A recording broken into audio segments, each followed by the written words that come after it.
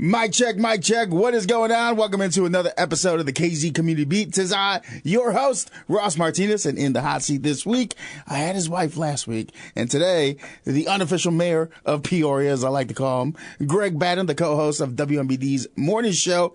Greg, what up, dog? What is up, my man? I feel like I should talk differently around you because you're a cooler cat than me.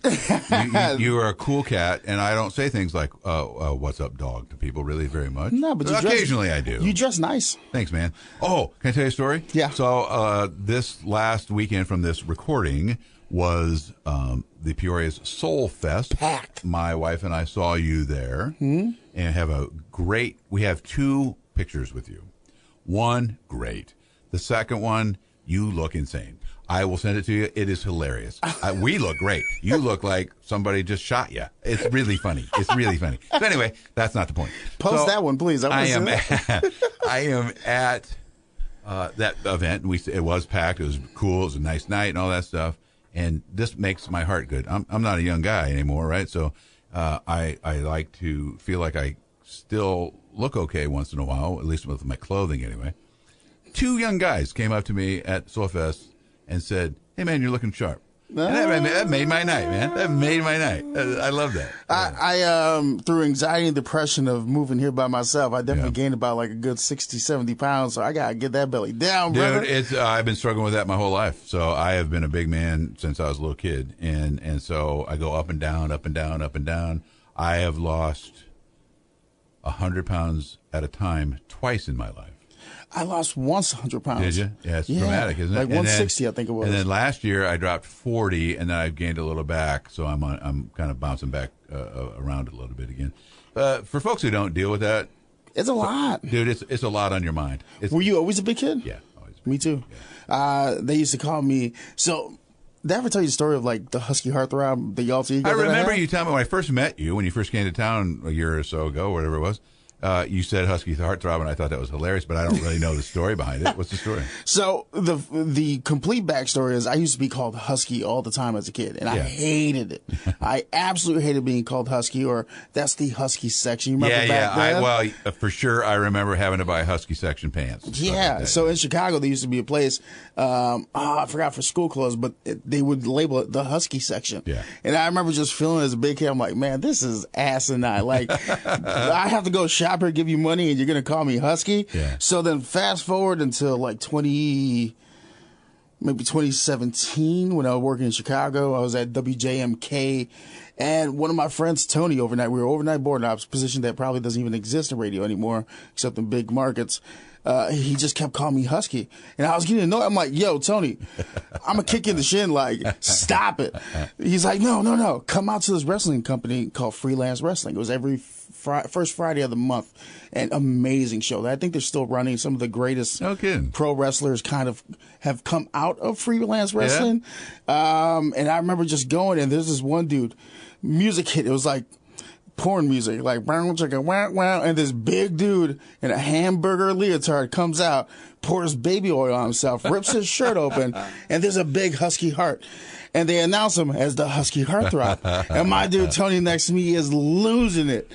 And I'm like, is this why you call me Husky? He's like, yes, that's your new nickname. And since that day, it's brought me money. That's a good one, man. That's a good story. So if the real Husky Heartthrob ever finds me and wants to put a legal patent on, I have to change brands. It's him. I'll be the first one to say it.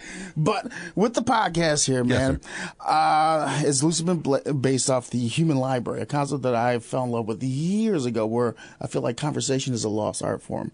Getting down, sitting down. Yeah. Getting to know the nooks and crannies of someone's trials, tribulations, things you've been through. And somebody that, for a lot of people in town, Greg Batton is one of those names that just carries, it rings throughout the community. Well, that's nice. Have you heard that? Or are you aware of that? Or do you like keep it in check by not succumbing to the pressure? Here's how I think about all of that. I have been in this business, of the radio business, since 1987. So 36 years or whatever that's been. I have worked really hard to be a professional as far as how I do what I do. Talk radio is a little different than music radio. If you made me come on KZ and do music radio, I would falter because I don't know really how to do it. I think you'd be great. I can figure it out maybe eventually, but my point is that's not my wheelhouse. My wheelhouse is telling stories and talk radio. And so I'm not unaware that a lot of people listen to the Greg and Dan show on WMBD. I'm not aware that just by the fact that I've been doing this for so darn long, and Dan and I have been doing our show for 18 years, that 18 has a morning show together. As a morning show together is a long time in our business, right? Yeah. And so I'm aware that there's an impact out there. I also try not to put too much into that to the point where my ego gets influenced by it. It's a weird balance, because here's the thing. It's a fine line. You have to have an ego to open a microphone. You have to have an ego to play a musical instrument in front of people, to sing in front of you. You have to, or you can't do it. You have to have something that allows you to do that. So you have to have some of that chutzpah and confidence, right? At the same time, especially in a city and a market the size of Peoria, Illinois, while we may be, quote unquote, a celebrity in some way or another, I'm so uncomfortable with that word, to be honest with you, but I think we're a blue-collar celebrity. And what I mean by that is a celebrity in my world that I live in my head, is a person that if I saw them on the street, I'm like, wow, that's an unusual thing to see George Clooney walking down the street. That's a celebrity, right? Yeah. We're a small place. You and I are workers. This is a fun job, being on the radio. It's show business, I believe that, but it's also a middle class working job. We go to work just as hard as the guy that's doing the factory work, the insurance work, the doctor, all of that stuff, and so we're blue collar. We're not rich. We're not above anybody. I wish. And I'm not saying that I don't want all of that with it, but I also understand that we're in an interesting spot. So the real long answer to your question is, I am aware that I can use now my experience, years, and maybe my name to do some stuff. Because the few times I've seen you and your wife out in public, right? Yeah. I've seen people, Greg, how's it going? Yvonne, how's it going? Both of you, well known in the community. Yes. And it's interesting because the last few weeks I've been getting that. And it's cool, man. It is. It's interesting. So somebody will come up to me like, how's Rocky? I'm like, do I know you? And I forget what I do for a living, where I broadcast. I like a running shtick of mine is, I'm going to go find a wife at the dog park. That's one of my running bits throughout my shows. So people come up and ask me, did you find a girlfriend yet? I'm like, why are you asking, dude? Like, I get enough of this from my mom. Yeah. I will tell you this. Dan and I take a little bit of a different approach. Dan, my radio partner, Danny. Dan DiOrio, good man. And that is, Danny's a little closer to the vest with his personal stuff. That's just his personality, right? Mm-hmm. I'm pretty much everything you hear. If I saw you in the hallway, I'd tell that same story on the radio. I don't keep back too much. I talk about my kids a lot. I talk about my wife Yvonne a lot. I talk about my growing up a lot. I grew up in Pekin, so I have a lot of friends I know around here from not the radio. This is my home, right? Mm-hmm. And so my kids get it all the time. They're like, hey, I heard your dad talking about you got an A on your test, whatever it was, and then they roll their eyes. They're like, oh my God. And all four of them, I have 4 kids, and all 4 of them have been around in my radio life enough to know that there's a lot of people that know all about them. Was there like a balance you had to find with that, where you just like, hey, I'm open book? Nah, well, I'll say this. Yeah, I did have to find a balance. It took me many years to be authentic on the radio. In my early days, I was thinking about it too much. You get in front of a microphone and you think, oh, I'm in front of a microphone. And you know this when you sometimes will interview a person who is not used to doing this. You can see it happen to them. They'll turn a little charm on or something. Something's happening that's not really you. That's not really you. I don't know when it happened, 15 years ago, maybe before I got with Danny, but I just all of a sudden realized that the voice that was coming out of me in the studio is the same dang guy that you'd see at the grocery store or have a beer with and that's it. I'm goofy. My brain thinks in a weird way sometimes, and I hope that the biggest thing that comes away from that exposure of my soul is that I want to do good. What I mean by that is I want good things to happen in the world around me, my friends, you, my wife, and my community. And if I can facilitate that good, all the better. And so that's all I want. That's all I want. I just want to have an impact some way. It's an interesting point of going from the term they used to use in Chicago. I don't know if they use it down here, but being green. Yeah. Is that the term that you guys green. use? When you're being green. Yeah, when you're new.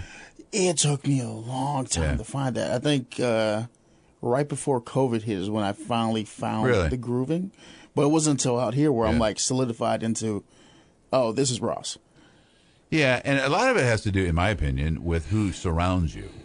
Like, we work here in a company, you and I, we share the same company. We don't share the same radio station, obviously.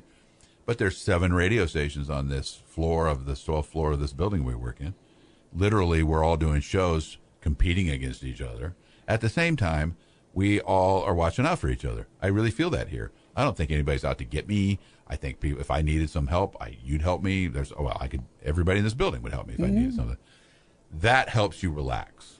And when you can relax, then you can not be green. Because when you're green, don't have your guard you're up. worried. Yeah, your guard's up. You don't know who to trust. I think it's a little easier sometimes in smaller markets like Peoria than it is in Chicago. A little bit more cutthroat in bigger cities because there's more money at stake. Mm-hmm. I mean, I was a weekend talent trying to scrape by, get anything. Right. Well, hey, you want to do overnight? Okay, cool. Yeah. But like you're scraping by to get that little 5 minutes, or as I like to call it. What was the turning point where you didn't feel green anymore? Like, do you remember that? I don't remember a moment. It was all. I will tell you this. This is a kind of an inside radio thing for a second, but I think people who listen to music with a headphone or something will appreciate this. This is back in the 90s at some point. I was working here at WMBD, or at WMBD, not here. And I would always listen to myself with headphones over both ears. That's not uncommon. People do that. Yeah. You do that, by the way? Put the cans on both, yeah.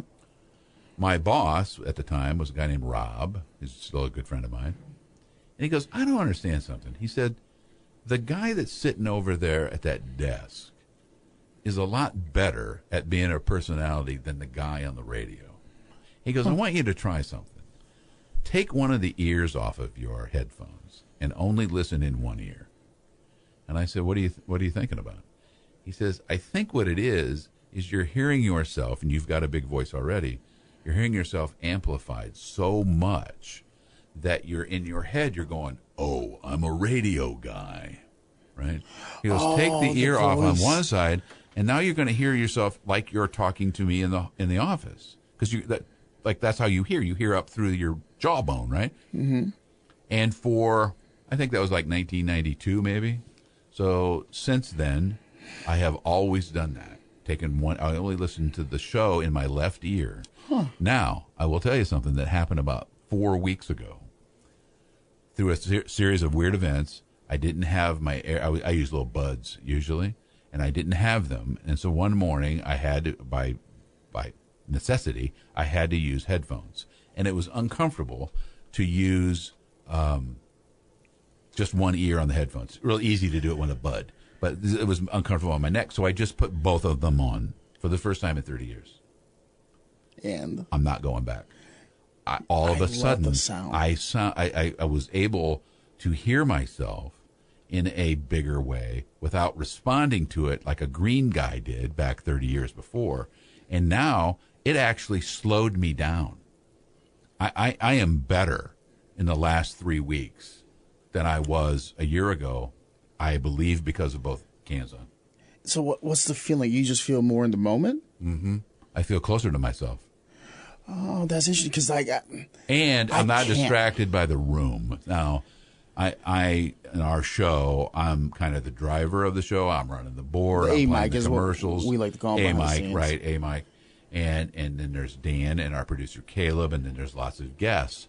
Well, there's lots of activity coming through the room while I'm doing other things. With one ear on, I'm hearing all of that, and in some way responding to it, or at least subconsciously responding to it, or at least engaging in it. Put both cans on. I don't hear any of it. I'm more in the moment. I tell you, I don't think I could do this version of radio on a KZ with one can on, one can off, because when I'm in the moment, it's a little light switch. There is a the Ross you see now, the one that sits in front of you, the one that you and your wife have come across multiple times out in public, is the same Ross on the radio, just turned up just a little bit. Yeah, just a little louder. A little bit louder. Yeah. But when I put both cans on, I feel like I just enter a you remember For Love of the Game, the movie? Yeah. Where it's like was it engage the mechanism or something like that? I don't know. There was a saying he said where he's engaged the mechanism where he would just drown everything out and he'd just be tunnel vision. When I put the cans on, I feel like I'm in the moment. That's interesting, yeah.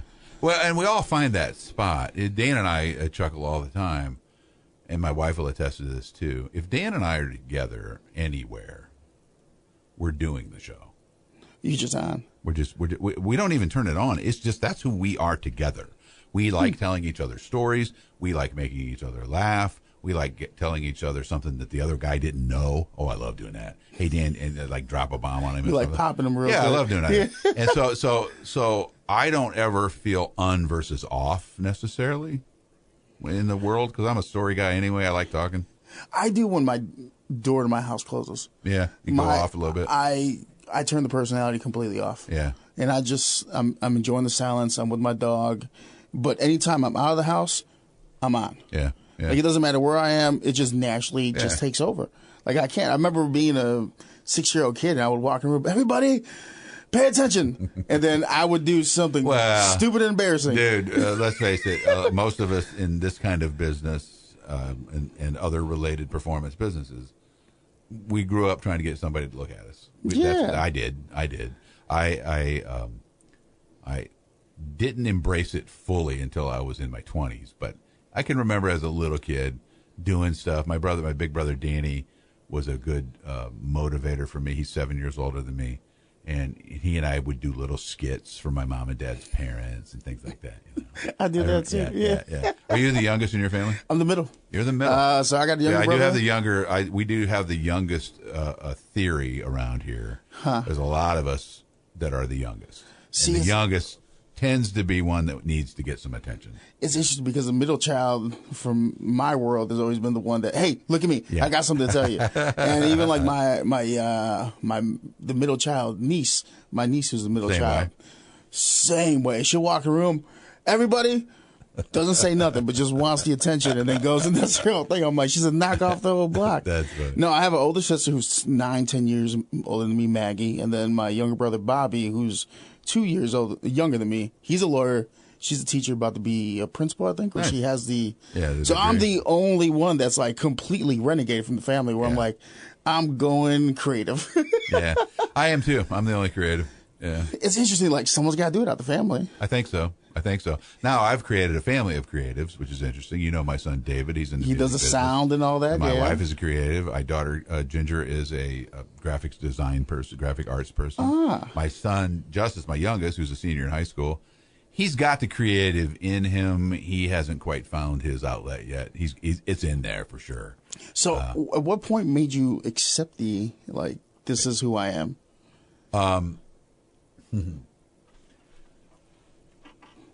I was 16 years old. I was in high school at Pekin Community High School. I was a writer. I wrote for the newspaper, the yearbook, and writing was always a big deal to me. I thought I would be a writer, to be honest with you. And my teacher was a lady named Betty Bauer. And Betty Bauer, in a very casual way, this wasn't sit down for career advice day, she said, "Hey, Greg, you ever think about being on the radio or TV or something when you get out of high school?" And what she didn't know was she just sent a lightning bolt to my heart because I had thought about the radio since I was a little boy. I loved everything about it. Didn't know how to do it. Didn't even and was too embarrassed, Ross, to ever say it out loud. Why? Because it felt dumb. I was like saying, I want to be an astronaut, or I want to be a something juggler. That seemed out of reach. It just seemed weird. Nobody in my family did those things. We were all worker bees. We didn't do plays or sing songs or any of that stuff. So I sat on that. She didn't know that she really affirmed my dream. That's what she did. But I sat on that for 11 more years. I went to college. I got a degree in political science. I was going to be an attorney. I decided not to do that, and I came back to this area, Central Illinois, went to work for my father, who had his own business. I stayed with him for a few years, and I was 28 years old, married with 2 little kids, and I was in the Quad Cities. I was reading the newspaper, something that people don't look at anymore. It's the classified ads in the back of a newspaper, and there in the classified ads was an ad for a part-time radio guy at a radio station here in Peoria.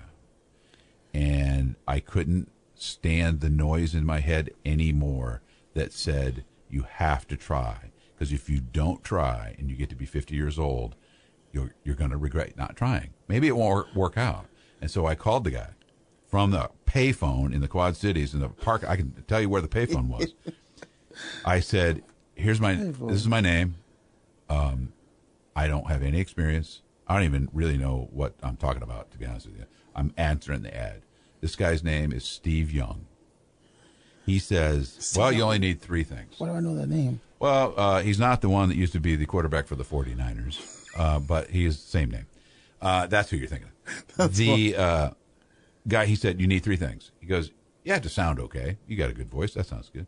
He goes, you got to want to do it. Obviously you do. You wouldn't have called me. And then you got to have somebody show you how to do it. He goes, I'll do that. Can you meet me in the next couple of days? So I met him. And about 2 weeks later, I was doing midnight Saturday night to 6 a.m. Sunday morning, running an automated show, doing the weather and stuff like that.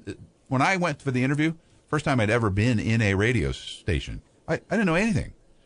Steve was kind enough and probably desperate enough to find somebody that he could trust to be overnight. I was a little trustworthy. I was older than somebody who was 17, right? Yeah. And I wasn't drunk all the time.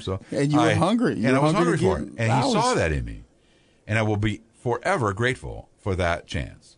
And from there, things, there's a big, long trajectory after that. But that's when I finally admitted that I wanted to do it. And it didn't take me long to realize, oh, yeah, I want more of that. Can I tell you a sidebar story? Yeah. Yesterday, I got a Facebook Messenger from Steve Young. I haven't talked to Steve, and I haven't seen him in years. I haven't talked to him in years. And he said, hey, Greg, can you do me a favor? I got something coming up in the area that I need to get some attention on, and you got a big listenership at Greg and Dan Show. Could I come on the show? He could have said anything, and I would have said yes, because I owe him. I absolutely owe him. And I have taken a page out of his book as many times as I can when younger people ask me for advice about being in the radio business or in show business or performance of some kind. I always try to help them because Steve helped me. And I wouldn't be doing any of this if he hadn't helped me. That's interesting. And that was that's 30, I don't know, we're working on 40 years, 87. So. It's interesting because the more I get to know you, the more I draw a lot of parallels from my journey. Really? I was doing journalism in college because I wanted to be Superman. Clark Kent was like my biggest inspiration growing up. I'm like, I would love to be a journalist and expose stories and all this. Yeah. And then quickly realized it took a lot of writing. So I was like, maybe not. But I remember visiting the radio station, and my cousin knew the GM at Lewis University, WLRA, The Start. That's ironically where I got my start. Right. She let me do the weather, and I had the bug. And I kept going. Mm-hmm. And it wasn't until 2014 where I reached out to the promotions director. What's his name? Chris something. He's going to hit me for not knowing his name, but he tossed me to Kelsey Danka, who was the manager at the time. Her brother's name was Ross. And I sat down in the interview. She's like, my brother's name is Ross. You're Ross. You're also Latino. Why do you have that name? Because it's on Friends. And I'm like, Kelsey, to be honest, like the story is my dad's name is Rosalio, Rosalio. He took the A out, put an S, and split it across. My name's Ross Leo. Then she hired me on the spot as a promo intern. And then I did overnights. That's great. And they were desperate enough that they needed somebody young, hungry, and dumb to take all the hours. Yeah.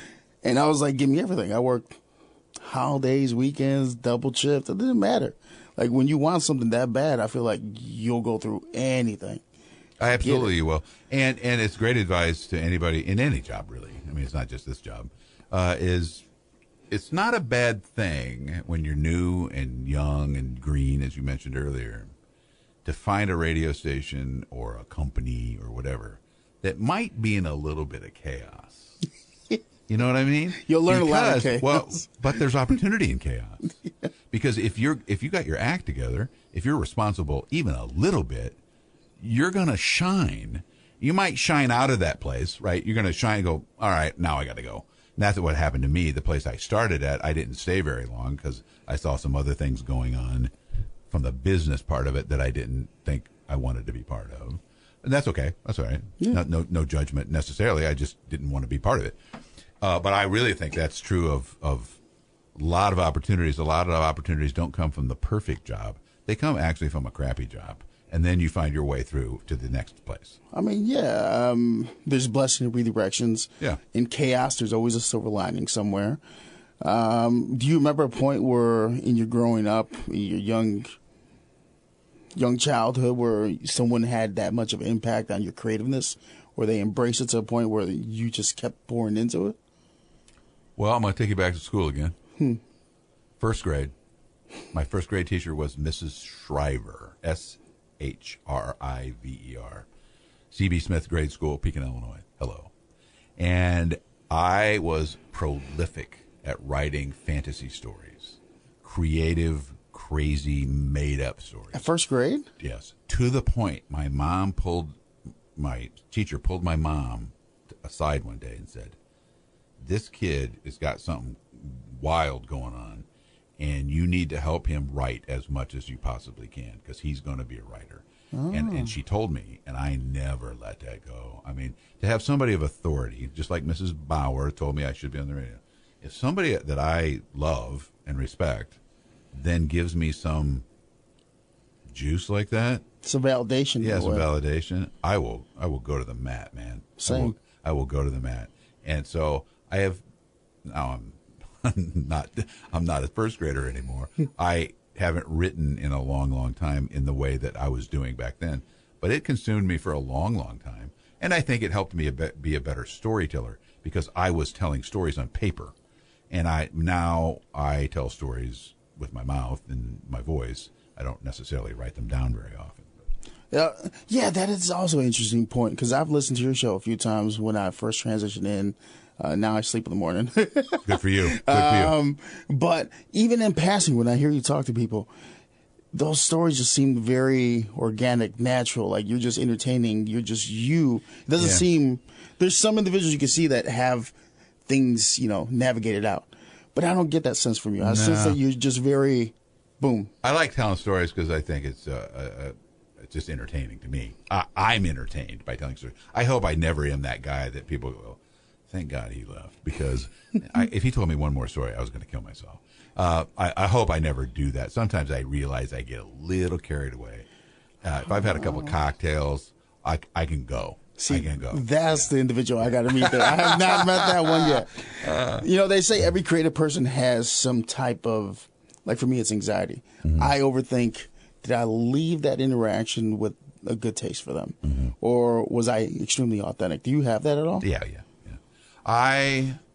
My overriding demon that I deal with, and that I have dealt with ever since I was a kid, long before I was in radio, is the question, or the feeling that I'm not good enough.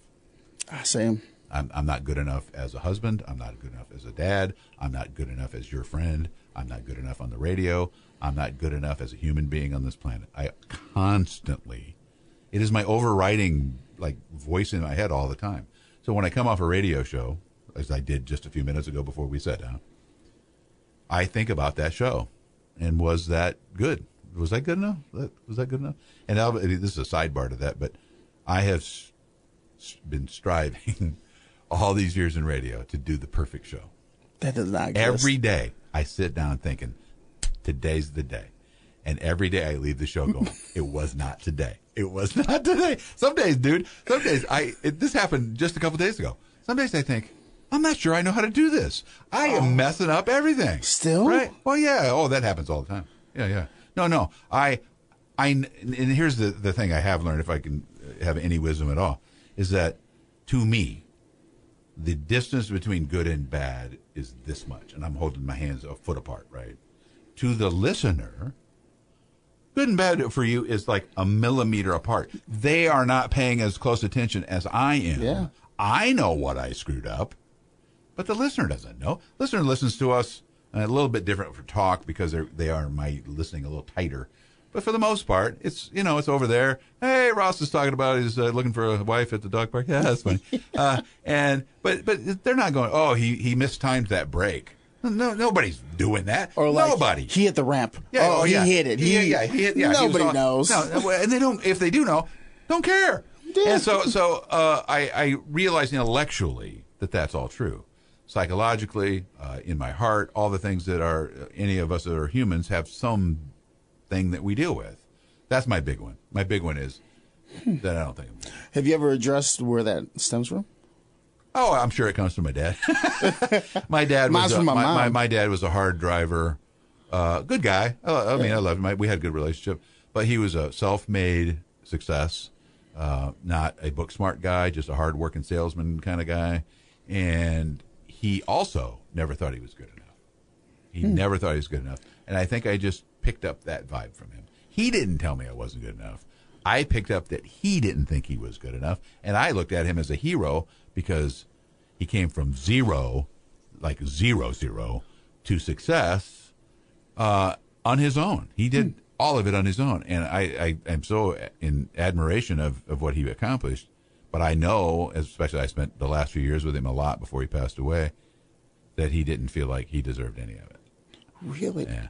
Even after everything he earned, he still didn't. Yeah. It's that ounce of humility and I think it's a part of humility. I also think, and this you could just go crazy on, I don't know what kind of man you are in the world of faith and religion and things like Catholic. that.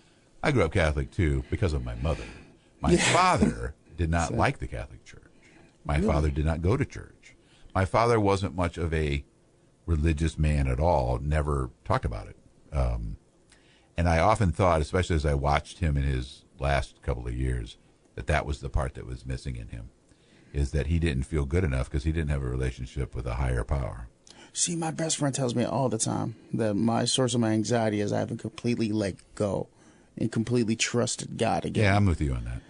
And I'm starting to realize. No, I'm still trying to massage it myself. You know what I mean? I'm still trying to control it. You can't control it. And that's what people tell me all the time. I know. Trying to control. Well, tell those people stop telling you that because they're trying to control you too. And tell them I said so because it's hard. It is hard to let go. It is hard to let go. My wife is very good at seeing in me. I mean, we've been together for 30 years, and she sees this all the time. And she's my sounding board, my coach, my advice giver. Sometimes it just happened several days ago. I said, will you just put your hand on my shoulder? Because sometimes I just need to feel that. Oh, you're a physical touch person. Oh, I'm a big physical touch person. And she can calm. I was feeling anxiety. And to have her hand on my shoulder, we were just watching TV or something, calms me down. In that moment, for me, I have to talk to somebody. I need to hear words. Yeah. It's been, from this recording, maybe like 2-3 weeks since I had bad anxiety. Yeah. For me, the world starts enclosing. Yeah. And my thoughts start expanding. And then I'll start feeling like like the little tingly. And the thoughts expanding thing, I can identify, know exactly what that is. And that's what was happening the day I asked her to put her hand on my shoulder.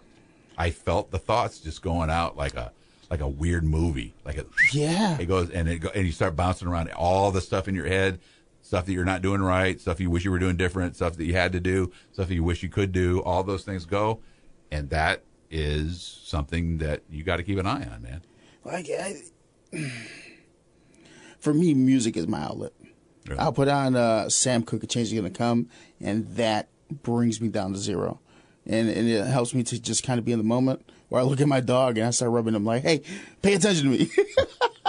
Your dog looks like a good dude. Oh, what is your dog's name again? Rocky? Rocky, my boy Rocky. I just saw Rocky the other day.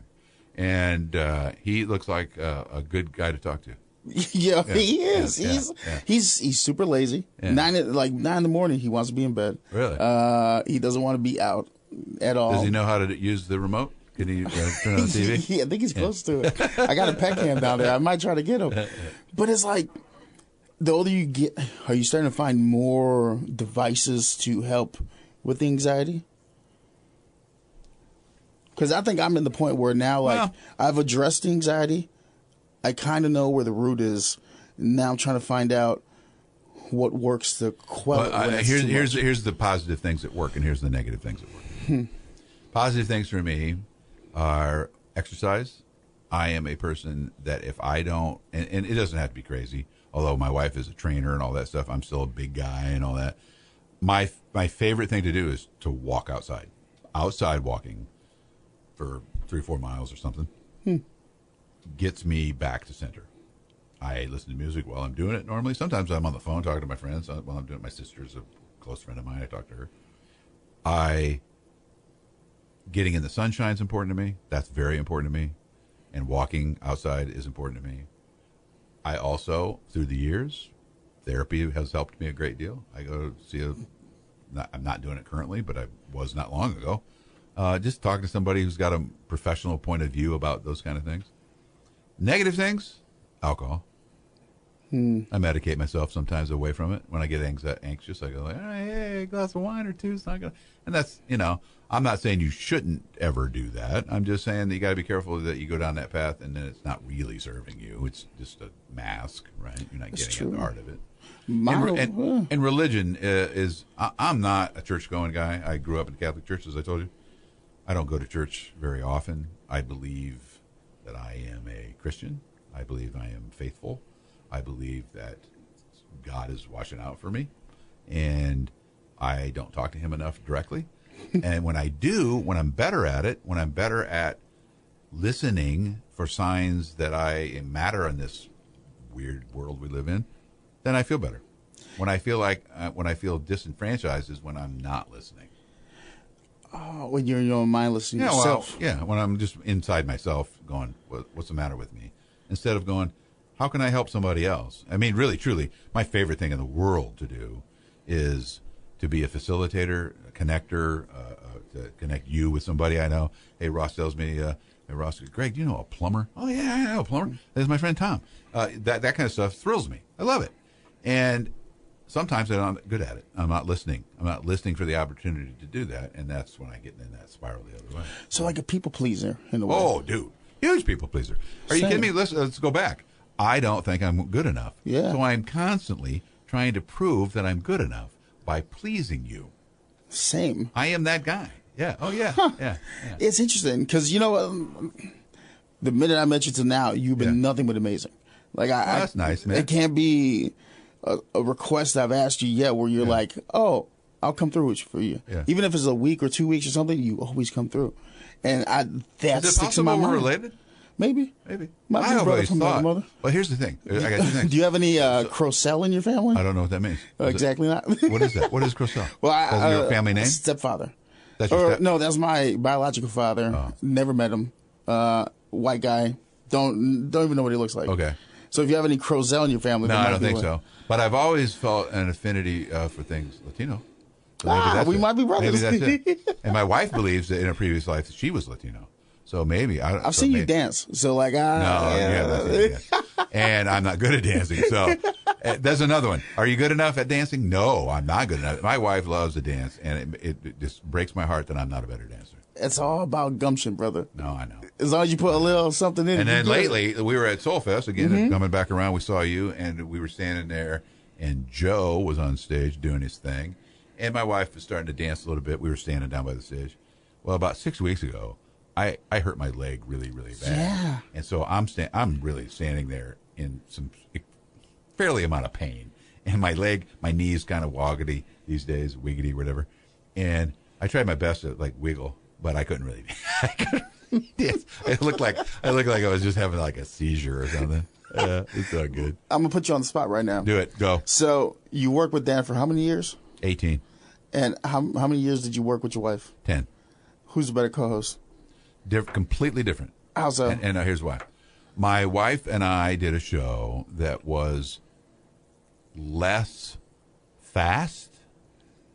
Our show now, the Greg and Dan show, is quick. It's by the format of the show. It is. We're moving. We got to move pretty quick. We got to go from one thing to another quickly.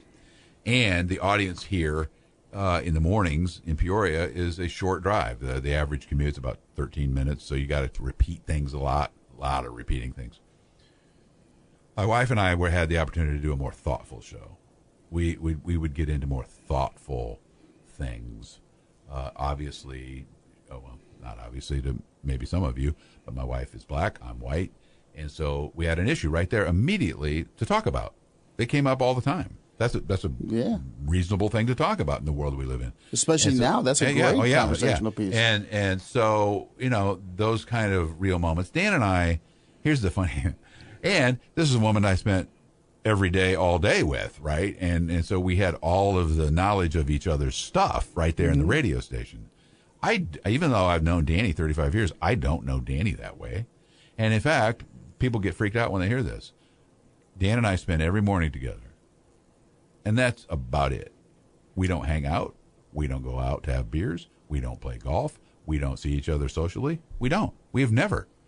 Part of it by design, in that the show stays fresher. If we're not chatting, we'll see each other when we go meet sales clients and things like that, or there's a station event. But we don't hang out socially.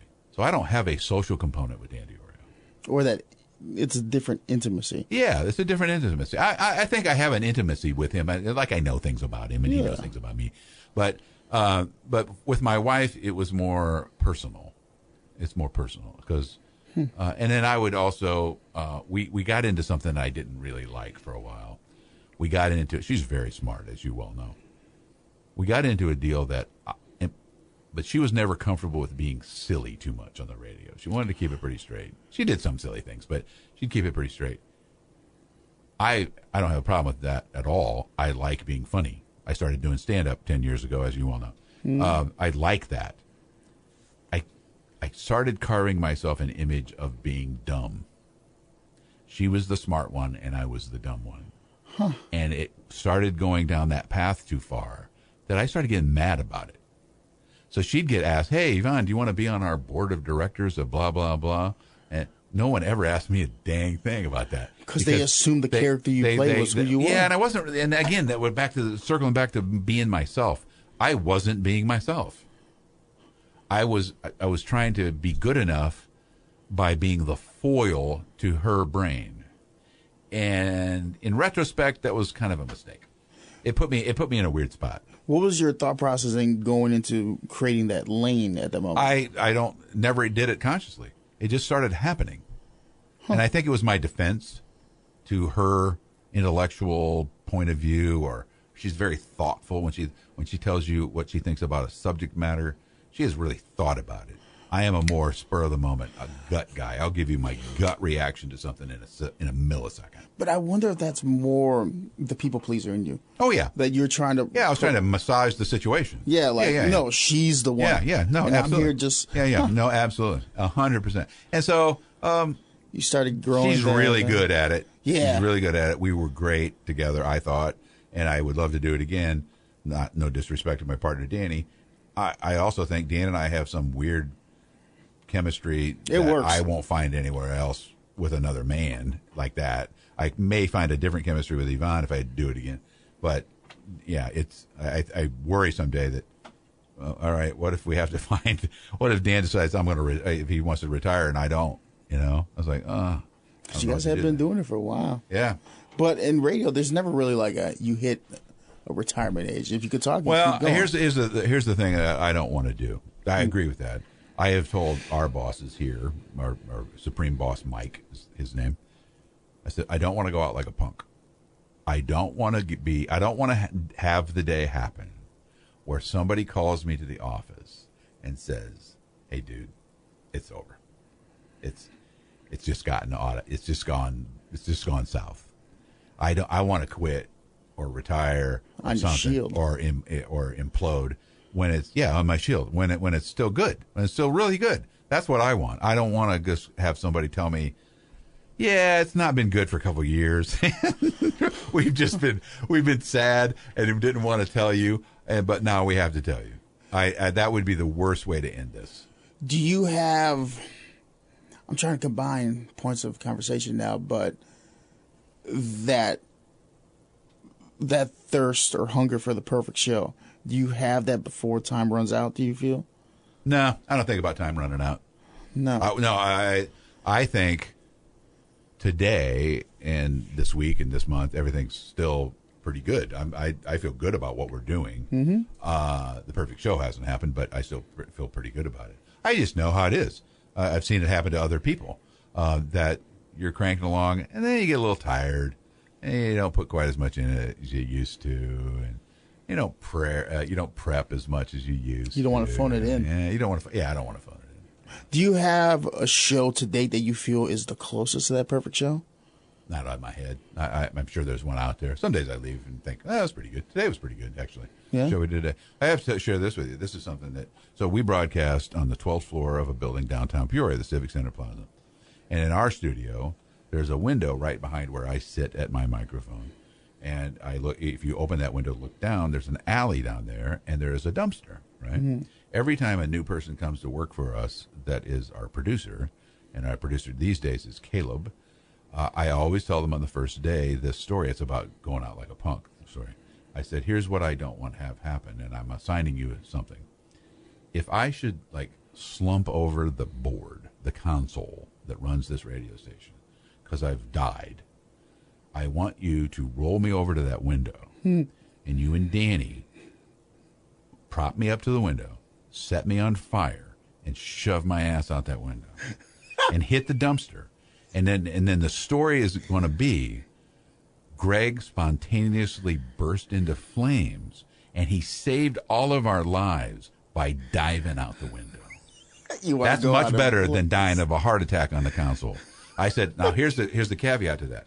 If on the way down I wake up because the wind is hitting my face and I've just had a blood sugar problem, I am going to be seriously pissed off.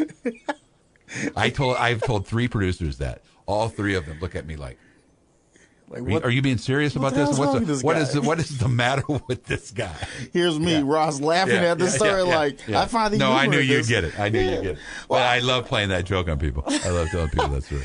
Do you have what are some, like, I always like to ask people this. I know getting asked this as a professional is like, ugh, why ask me this? But do you have moments in your career that stand out, really, like great interviews, great community moments, things that you've done where, like, you hang your hat on every day, like, man, that was great, I got to do that, or that I was able to add a little something Greg Batton into that story or that piece of broadcasting? Because I'll tell you, I really enjoyed helping produce, light producing. It wasn't even that much of producing, but you and your wife's return show when I had the chance to. Oh, yeah, I forgot. You did that was that awesome. day. Yeah.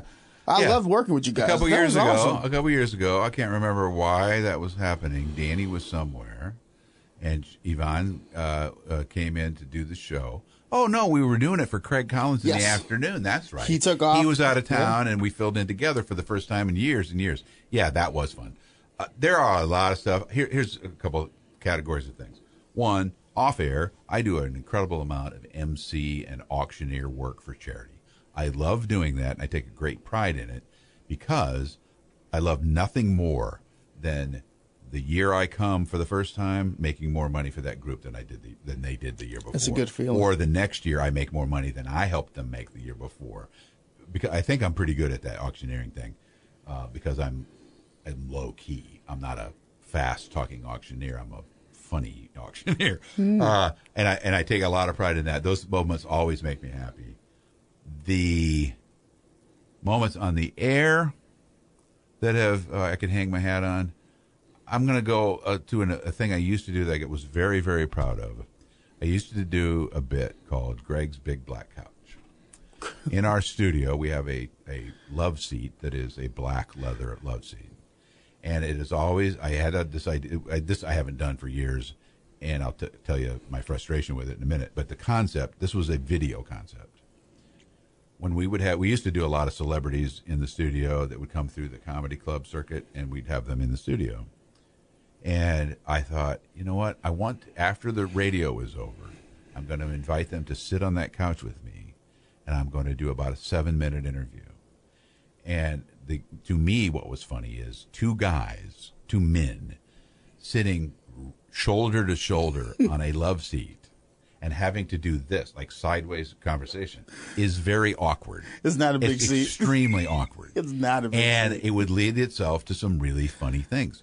And we had a ton of people. Brian Posehn, do you know who Brian Posehn is? Comedian, actor. He's one of my favorites. You can still go to gregsbigblackcouch.com and see some of them. Not all of them, unfortunately, are in there. Some of them got lost. But I probably did about 60 or 70 of them. And that's one of my best things I've ever done. And just because of the hilarity of it, or did you get some really good stories? Both. And that it was stepping out into something where it could go bad. I didn't know who these guys really were. They didn't know if they should trust me or not trust me. And they would sit down and I would just start talking. Sometimes I really didn't even have questions written down. I just went with the flow of who I just came off the radio with, and we'd start talking about stuff. And I will tell you, there have been some really great moments. You know who David Allen Greer is? Yes. He was in the studio with us on the couch. He did not want to do it. How'd you get him to do it? I just said, man, could we please? He goes, yeah, I'll do it. He gets done. He goes, I am really glad I did that. He told me all kinds of things. I think we talked about barbecuing. Bruce is another guy that didn't want to do it. And that's that comedian Bruce. You got big ass to do that? You see us sitting on that couch together? Huh? I know Bruce. Find that video somewhere. And that was some of the better stuff I've ever done. Oh my God! I can't believe you sat with Bruce. Yeah, but I got frustrated because if that had happened today, if we were doing that today, we'd be all over TikTok because it was a perfect setup for TikTok. But it was before all of that. It was 10 years ago. It was 12 years ago, and people weren't even thinking that way. We were ahead of ourselves. We did the website, but we didn't figure out a way to make it huge. It's interesting how we're now evolving to a new different media type. Yeah. Like I always say that TikTok is the new age channel surfing. It is. You keep going, and then you'll find an account you like, and then boom. And I love how they start using marketing into TikTok. Yeah, me too. I know some people don't like it, and some people are nervous because of the ownership of a Chinese company and all that stuff. I recognize all of that. To me, it's highly entertaining, and it also is a great source of information for me for the radio show. Mm-hmm. I get stuff off there all the time that I talk about. There's a lot of show. political stuff on there. Right. Well, I don't even talk about that. I'm talking more like, let me think, lately. It's where I first saw the mashup song of an AI using Johnny Cash singing the Barbie song. Oh, yeah. Did you see that? Yeah. I saw Frank Sinatra doing Big Papa. Yeah. Oh, yeah. And Elvis did Baby Got Back. That's where I first saw them. It was on TikTok. And then I, incorporated that in the show and stuff. But it is a new world for all of that, and I don't feel really hip to knowing exactly how to do it, to be honest with you. But it's interesting because I feel like Peoria in general is about 5 to 6 years behind major markets. A little bit. When it comes to things. Yeah, when it comes to stuff like that. So Always has been. I don't feel like TikTok is that prevalent here, although I agree. There's that one lady, Angie, I forgot what her last name is. Yes, where she started to make TikTok a big thing here in Peoria. Right. And she's doing a lot of transplant, people coming, LGBTQ+. And she's doing a lot of amazing content for Peoria. Yeah. And have you guys had her on the show yet? Yeah, a couple times. Did you see her? They did a piece on her in the New York Times. Yeah. I've been trying to get her to do the pod. I'm like, Angie, come on. What, she won't come over and do the podcast? I don't know. I don't think I think she's left me on unread. Here's what I'm going to do. Remember I said I'm a people pleaser? Yeah. I'm calling her right after this. I would love. Ross needs to have you on the show. And the thing I love about this podcast that, God bless Scott Wheeler for allowing me to do all this is he's really just letting me kind of be and collect stories of Peoria. There's so many different people, different perspectives, transplants, people who've been there for years. It's a million. You'll never be done because it's so rich. This whole area has got so many cool cats, man. It's great. It is. So let me ask you this. As somebody who I'm working on year 2 now. In April, it'll be 2 years. Mm-hmm. What are some things about this community that you absolutely just have fallen in love with throughout the years? Well, I truly believe this, and I think sometimes people think that when somebody says this, that it's fake.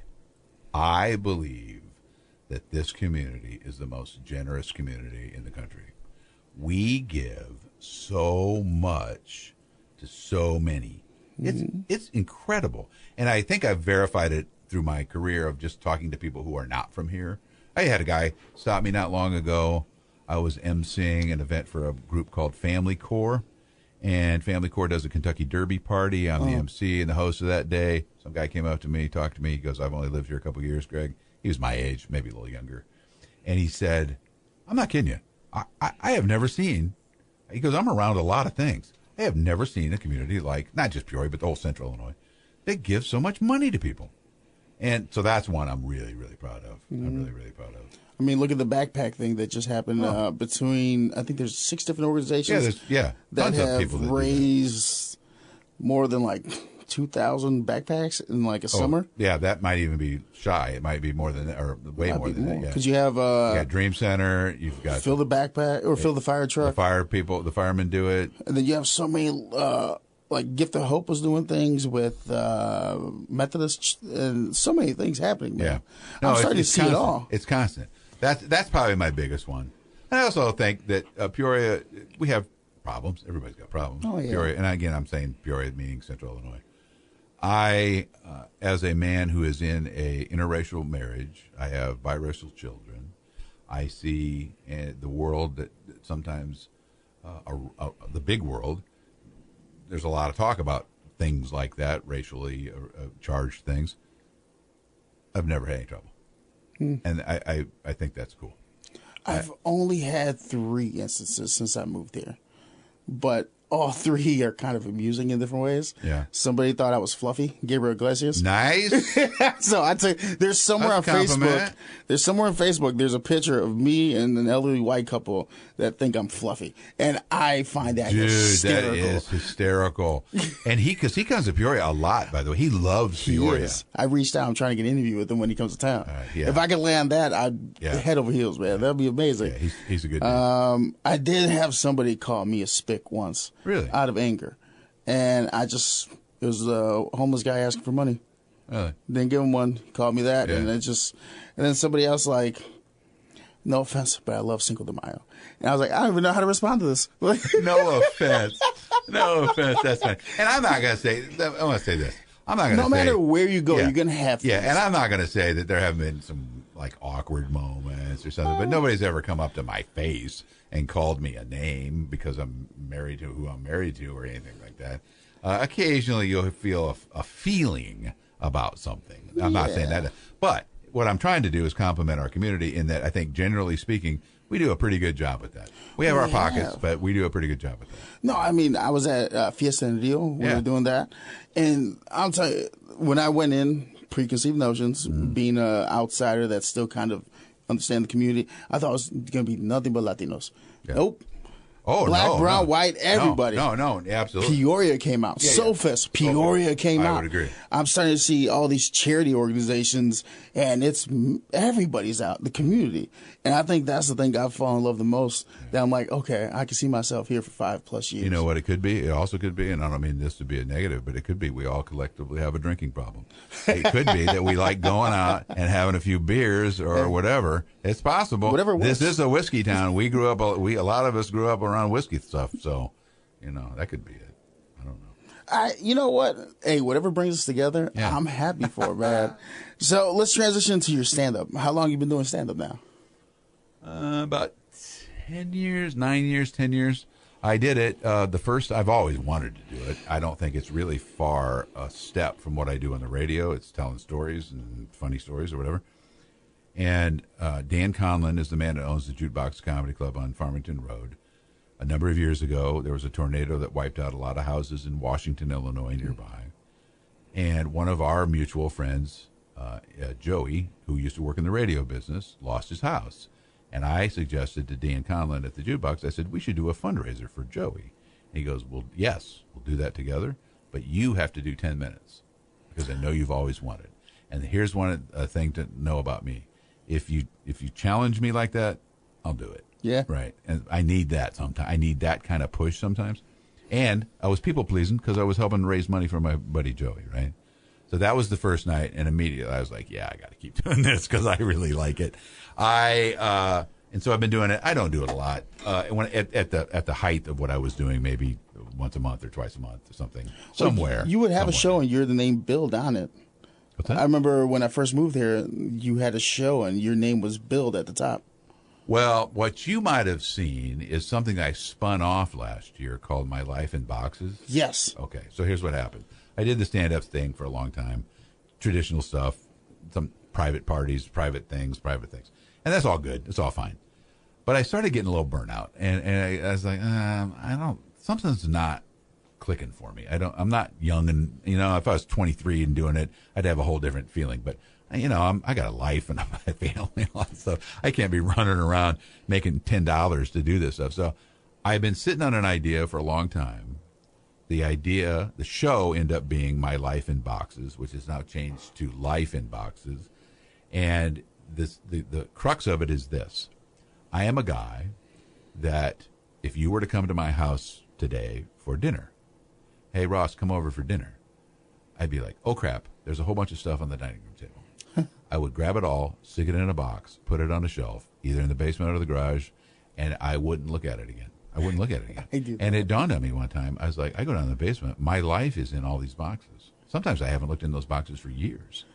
And I thought, what if I do a show about that? And so here's the concept of the show. You see me on stage surrounded by about 100 boxes. 30 of those boxes have numbers on them. Mm-hmm. Every one of those numbered boxes have something in it around which I have a story. The audience picks the number. I don't know what box will come up in what order, and we're never going to get to all 30 boxes. It's a 90-minute show. There's a video feed a component of this that shows you some things beyond what's in the box, and I have stories around every item in that box. Most of them are funny. It's not entirely comedy. Some of them are sad, because you know what? Part of your life's sad. We got sad stuff in our lives. Of course. And so I'm willing to tell you those stories. It's very rare when you dream about something for 10 years and then you do it, that it works. The minute I got done with that, I'm like, that's exactly what I wanted that to be. That's exactly what I wanted. So you scratched that itch. And so, yes. And now I've done it about 6, 7, 8 times, something like that. I have taken a little hiatus for various reasons. And I am on the cusp, as we sit here today on August 8th it is, or 9th, whatever it is. I'm about to rekindle all of that and start it back up again. I'm not going to tell you all the details of that, but it's coming this fall. And what I learned, by the way, at first it was my life in boxes because those were all my stories. But after that first show, I realized from comments from the people in the audience that people come up to me and go, man, I sat there the whole show thinking, what would I have in my box? What stories would I pull out? And, oh, that story you told about your grandpa. I have a story like that with my grandpa. And pretty soon I realized, well, we all have our life in boxes. And most stories have some universal nature to them. And like you and I have just discovered today, we have a lot of things in common. And so I changed the name of it from the suggestion of a friend of mine, Andy, to Life in Boxes. Because it's just life. And here's a little nugget. I am working on taking that throughout the Midwest. I don't want to just do it here in Peoria. And I have a friend of mine who's willing to partner up with me to help me make that happen. How does it feel to kind of elevate to this point, or It's like scary. go through a transition? And here's the thing. I haven't done something to scare myself in a long time, and that's how I am better. I'm a better man when I do something like the first day I did comedy on that stage all those years ago to help my friend Joey at the jukebox. I did that to scare myself. I think we all need to scare ourselves once in a while. And you get used to the same stuff all the time, and you get in a rut. And I feel that itch. I will say it's harder as I get older to let myself do that. Because it's because it's easier to just, I can convince myself I don't need to. I've done it. I've done it. I don't need XYZ from it. I get it from this. I don't need to do that. It's unnecessary. But it's not. It is necessary. It is not necessary. It is necessary. Because as a human, at least for me, if I'm not trying to do something different or do something better or do something in a different way, then I get mad. I draw a lot of parallels with you. The more we talk, the more I'm like, okay. Again, I think we might be related. You might be my son. Are you my son? Oh my God, wouldn't that be weird? How old That'd are be you? kind of cool. How old are you? 33. Yeah, you could be my son. Easy. Yes. I got 2 kids older than Do you. you, I got 2 kids older than do you have a will you're going to leave me? You don't want to see that, brother. You don't want to see that. Just leave me all your tech. I'll leave you a bunch of carts from the old radio days. Oh, imagine. Yeah. I think I was the last generation that actually was cutting carts up or like Really? splicing Nice. tape. Yeah. You know what's interesting about this? End of the month, I'm getting asked to do like 10-minute bit. Somebody's coming to town. Baby Horchata. I do not know who that is. Comic from Romeoville, Joliet area. Hysterical. And you're going to do 10 minutes? That's what I'm in talks to right now. See if we can pull it off. What do you mean he can pull it off? What's the holdup? Same thing. Like I'm No, just right. because remember when I first came to town, I asked you because I did it in Chicago, but then I've kind of been a little trepidatious about getting back into it, and I'm trying to find. Oh, I understand that part. You know what I mean? So. Yeah. So you've done it before? Yes. Oh, okay. So I used to travel as a motivational stand-up comic for about 4 years. I'll tell the story of my life, kind of like Life in Boxes, but from immigrant parents to I take people up this entire story, and then I hit them with a hammer when my grandma passed away. And it's a very sad moment. And at that point, I've drawn you in, and you're feeling the emotion with me. But then as you're all the way down here with a gut wrench of me on verge of tears, because it's still a hard story to tell when I'm on stage, I drop this very dumb joke, and it breaks the tension, and it brings me right back up. Whereas I remember laying on the couch waiting to hear if my grandma passed because she was in Mexico. She wanted to die over there. My mom took her down there, and we got the phone call early in the morning.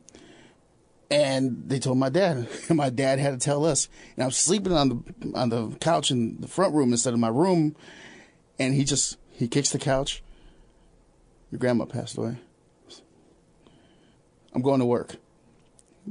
Lunch is on the table. I was like, what the fuck? Like, yo, Dad, what are you doing? It's like, oh, by the way, do you need some money for the day? I'm like, you know, it's very traumatic. And then that turns into my dad comes home with a pizza, says, all right, we're going to eat our emotions. And it's just one of those very raw moments where I use it for stand-up. It's good, man. It's good stuff. It'll get there. It's something I got to workshop a little bit more, but it's been a while since I told it.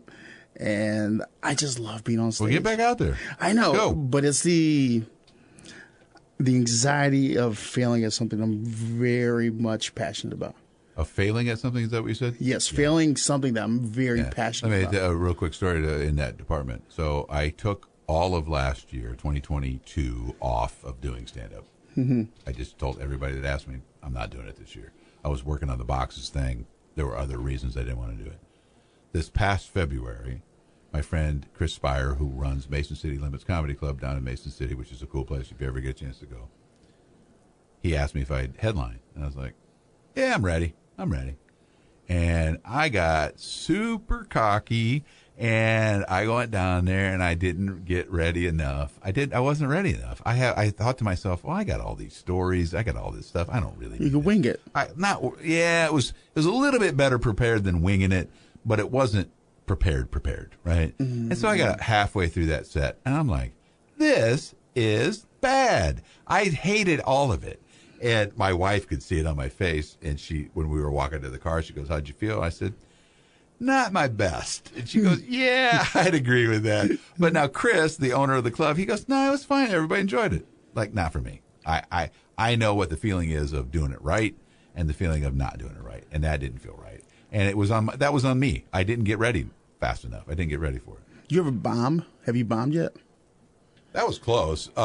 Yeah, I bombed a couple times. I did a really weird one, if I can share that with you. Yeah. Do we have a time clock on this thing, or we just go? We're just going. Because you just don't even care. You just keep talking, man. I just don't keep know what's talking. going on. We're an hour in. Are we really? Yeah. It runs pretty smooth when you have a good conversation. I this is a weird one. Like you opening for that gentleman you mentioned a minute ago. Bill Bellamy. Do you know who Bill Bellamy is? Yes. Okay, so Bill Bellamy is going to be at the Peoria Civic Center Theater. There's a woman that was opening for, was going to be his feature, and they needed an opener. For some damn reason, I have no idea why, I was asked to be the opener. For Bill Bellamy? Yeah, for Bill Bellamy. Yeah. And so he didn't sell well. That's the first part of this story. Only sold about 400 tickets. That theater holds 2,200. They didn't group everybody together, so everybody's in little pockets all over the dang place. It's terrible. And I go out there. I think I'm doing okay. I actually do think I'm doing okay. But then I'm about to wrap up, and I hear somebody whispering behind me from the curtain, "Keep going. She's not here yet." This woman, this young lady, whoever the second person, the feature act was going to be, wasn't there yet. So now I'm a little panicking because I had planned on the 10 minutes. You have right? your set list. You Yeah, know what yeah. you're talking. 10 minutes is not very long, and so now I was like, okay. So now I'm starting to pull from crap, a little panicky mode. That was stressful. I don't think it was a bomb, but it was. There were some explosions, and so what really torqued me was the woman was here. She was in her car having a fight with her boyfriend, and in the most unprofessional thing I've ever witnessed, she stayed out in that car and put me on the spot, and then came out and did her thing when she was damn well ready, and that really. Damn. That disrespect, not just for me, but for the room, for Bill, for the audience. That you shouldn't even be in this business if that's what you're doing. This is a show. Yeah. This is show business, not screw around business. You know what I mean? So anyway, that was. I think if anybody that saw that probably thought it was okay. But is it? I have an interesting perspective when it comes to what we do as entertainers. Mm-hmm. As much as it is a lot about who we are, like especially you and myself, we give a lot of who we are. Yeah. We're not really reserved with a lot of stories, a lot of just us. But at the same point, it's not about us. Right. It's about our audience. It's how we make them feel. Right. And I think a lot of people that get into the entertainment field get that twisted. Or it's all about them, and it's all about how I feel, what I want to do, I agree. blah, blah, blah. And I'll tell you this sounds bad, and if any of my comedian friends are listening, I'm not talking about you. Unless you feel it. That's one of the reasons I took a break from comedy. There are too many in that field to me that it is so about them that it wore me out. It wore me out. That energy was sucking the life out of me. And because I'm not that guy. I want it to be about, I want to be funny and I want to get a laugh, but I don't want to do it because I deserve it. I want to do it because I've said something you've never thought of before, or a thought that you've never had before, or a quick take on something that just catches you off guard, kind of thing. Not because, hey, I'm more important than you. I'm up on this stage. I've never felt that way. It's interesting because I do feel the same whenever I work with entertainers that are just. It's my time. It's my blah blah blah. It's who I think you mentioned earlier. Iglesias? Gabriel? Gabriel. Is it Iglesias? Yeah. Yeah, Gabriel. I think he is one of those genuine guys. And I know this because I have a friend of mine who's a pretty good friend of his.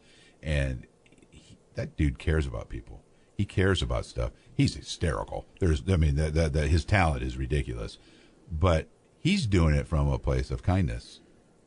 He's a kind man. You can tell. He gives a damn. He gives a damn. And people who don't give a damn, I don't have a lot of time for. It's hard because it is show business. You have to work with individuals that have. I don't even know why that's ringing. Probably WMBD calling. It is the WMBD phone. Is it really? Yeah. It says WMBD on it. Why do you have a phone that says WMBD on it? It's on there. I don't know. Because it's radio. We repurpose things. Oh, it just says it on the phone. Yeah. I got it. No, it's not a real WMBD call. Yeah. But it's show business. Like how you have to work with individuals that have different personalities. Throughout the years, how have you managed that? Because it has burnt you down, which you admitted. Well, it has got. Are you talking about show business personalities or just in general? Just in general. Because I feel like a lot of individuals get into work environments without understanding that there are a lot of individuals with different personalities, with different viewpoints, different I think from an interviewer standpoint and show host standpoint, I have gotten, if I'm pretty proud of this, I can manipulate. I'm not manipulating the person. I'm manipulating the energy that they're giving me. And so some people come in to do an interview on the radio, they're real nervous. They're really nervous. I'm pretty good at making that go away. Or if I see them faltering, I am not going to let them falter. I will take care of that. I will come up behind them and underneath them and around them and put some love on them and take care of it. I want people to leave the radio studio after a live interview thinking, "Oh, that was fun." Mm-hmm. And him and Dan are nice. They're kind. I'm never out to get anybody, right? And so I recognize that. I mean, we'll interview, 12 to 15 people a week in our show in some way or another. They're all not going to be great. They're all not going to be prepared. They're not all going to not be nervous. So you got to recognize all of that. When it comes to the celebrity stuff, it took me a long time to figure out some things with that. Bobcat Goldthwait, do you remember Bobcat? He was in our studio the first time a number of years ago, and I got real nervous about that because I didn't know what was going to happen. I didn't know that if that character that he plays, that loud, screaming character from Police Academy movies and all that stuff, was who I was going to talk to. Or you're going to get the kayfabe version of it. I didn't know what was going to happen. So we started the interview. I was sweating it, man. He started that voice and that guy. He did it for about 12 seconds. Then he went, I was just kidding you. You can call me Bob. Ha! One of the kindest, most interesting men I know. Really, really nice. Just a lesson for me to not anticipate too much, right? Pauly Shore, famous comedian. Here's a story from Pauly comes to town a few years ago. The first time he comes in, he was a complete ass. He had brought one of his other comedian friends with him, and Pauly referred all the answers to the questions we asked him to that guy. And he looked at his phone the whole time. He was texting and doing all kinds of things. He was a jerk. He was an absolute jerk. Oh, he big times you. And we big times, yeah. And I told the man that brought him in, Mr. Conlon from the jukebox, I said, I will never have him on again, ever. Huh. And so a couple years later, he comes back. I'm asked to do it. Nope. Really? Nope. Won't do it. Next time? Nope. Third time. Now we're like 6 or 7 years past the original moment, right? Dan Conlon says to me, hey, he's really sorry. He's really sorry. Will you put him on? And I said, I'll think about it. And then Pauly sends me a video personally to me. And it's like this. Greg, hey, buddy. Hey, Greg, buddy. It was so charming, man. I can't do his voice, but you know what I'm talking about. And he goes, I'm so sorry. He goes, I was in a bad place in my life. I hope you'll consider having me back. And we had him back, and it was fantastic. He was real real. He said he was having a drug problem and a family problem, and he was a jerk, and he apologized. That's a man. That's a big man. Do you believe with an authentic apology, any burnt bridge could be rebuilt? Eventually. Yeah, I do. I do. I have that. I think what's best for business is a decision I would always make. Yeah. But it's kind of hard sometimes when you put the... Yeah, it is. We're individuals at the end of the day. We're entertainers, but we do have that instance where like, hey, you stepped on my pride a little bit. Yeah. How do you manage that a lot throughout your career? I try not to carry grudges. I carry a few. I have a few. I won't name them today. Oh, I won't ask you. But I know have better. But I have a few people that I'm done. I'm done with that. They burnt it good enough? They burned it good enough, and they've tried to apologize, but even the apology is not enough at the moment. So, and maybe that'll change. As I get a little older, that gets less important and such. I was trying to think if there's another one I wanted to tell you about interview-wise that I just, the personality, what I love is when somebody comes in, especially a famous person that comes in, and this is one of a million interviews they've done, right? They do them every day. And if a person can, and at the end of it go, well, that was, I'm sorry that I had a bad feeling about this. This was really fun. That makes me so happy. That makes me so happy. And there's been a lot of those over the years. I love when you interview somebody who's in character, but then you get those moments where they break the character in it. Yeah. I think I had AJ Styles, pro wrestler in the WWE. I know who that is. Favorite wrestler. Yeah. I loved him. And throughout the interview, I saw him break kayfabe, and he just really authentic him. And then Lacey Evans was another pro wrestler at WWE, and she came in the studio, and she had the full hat on, her entire wardrobe. And there were moments where you could tell the voice was her authentic voice. And at the end of it, she gave me a hug, like, thank you so much. And I remember feeling that, like, okay, the people pleaser in me is like, okay, I made her happy. We got good content. Well, and that's the thing. When it gets down to anything that any of us do, whether we're in this business or some other business, it's just about connecting with another human being in a real way. We get so busy and so tied up in everything that we forget about that. We forget about being honest and genuine and graceful. My wife and I, the word grace means a lot to us and our family. Do it with grace. Don't be a jerk about stuff. Don't be a bully about stuff. Yeah, just do give. it with grace. Give yourself, and you'll get something back. I'll tell you, the times of my life where I've authentically just said, hey, okay, cool, I'll help you out. Without expecting anything. Yeah. Things I would get in return without even knowing it years later. Yeah. Or like somebody remembers, hey, he did that for me. Yeah. But then it also goes the other way. It does. It does. And it's why we're here. That's what I believe. It's why we're here. So let me ask you 2 last questions. First question is business. Anybody wants to get in contact with you or tune into your show, how can they go about it? Best way. Okay, I'm going to go off on a little bit of a rant. Let's go. Okay. The best way to get a hold of me is email. Greg.Batton, Batton, at 1470WMBD.com. The worst way to get a hold of me is through Facebook Messenger. I cannot tell you how that bothers me. And what I'm really talking about is professionally. That is the worst place to ask me for an interview or something like that, because I have no mechanism by which to do anything with it. If it comes in an email, we have a system here, we have a producer, we have a thing that works.